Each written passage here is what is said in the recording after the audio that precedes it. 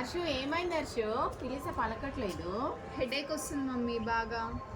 ఎందుకు ఈ మధ్య చాలా చెప్తున్నావు అలాగే? మమ్మీ లేదు మమ్మీ, కామన్ కదా మమ్మీ ఈ జనరేషన్లో హెడేక్ అనేది. కామన్ ఏం లేదమ్మా, ఏ జనరేషన్లో అయినా కామన్ ఏది కాదు. మనం చేసుకోవడమే, మన మైండ్ని మార్చుకోకపోవడమే. నిజానికి ఇది సమ్మర్ కదా, వాటర్ ఇంటేక్ అనేది సరిపోయినంత బాడీకి లేకపోయినా హెడేక్ వస్తుంది.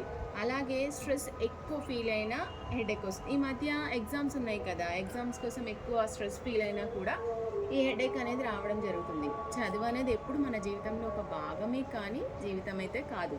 స్ట్రెస్ ఫీల్ అవ్వద్దు, మీ మైండ్ని మార్చుకొని చేసే పనిలో ఎంజాయ్ చేయాలి. అంతేకాని ఎప్పుడైతే అది భారంగా ఫీల్ అవుతావో స్ట్రెస్ అనేది పెరిగిపోతుంది, అప్పుడు హెడేక్ వస్తుంది. అలాగే మెయిన్ రీజన్ వచ్చేసి బ్రెయిన్కి ఆక్సిజన్ లెవెల్స్ అనేది సరిగా అందకపోవడం. అప్పుడు ఏమవుతుందంటే బాగా హెడేక్ వస్తుంది.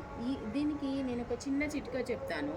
దీన్ని జ్ఞానముద్ర అంటారు. ఈ ముద్రను తీసుకొని డైలీ మార్నింగ్ 5 minutes స్ట్రైట్గా బ్యాక్ బోన్ స్ట్రైట్గా పెట్టి ప్రశాంతంగా డీప్ ఇన్హలేషన్, సుదీర్ఘమైన శ్వాసలు తీసుకోవాలి, వదలాలి. ఇలా ఒక్క 5 minutes, మధ్యాహ్నం ఒక 5 minutes, సాయంత్రం ఒక 5 minutes. ఇది డైలీ హ్యాబిట్ కింద చేసుకుని మీ జీవితంలో ఒక భాగం చేసుకోండి. పిల్లలందరూ చాలా చక్కగా ఇంప్రూవ్ అవుతారు. అలాగే పిల్లలే కాకుండా పెద్దవాళ్ళకు కూడా ఇది చాలా బాగా యూజ్ అవుతుంది.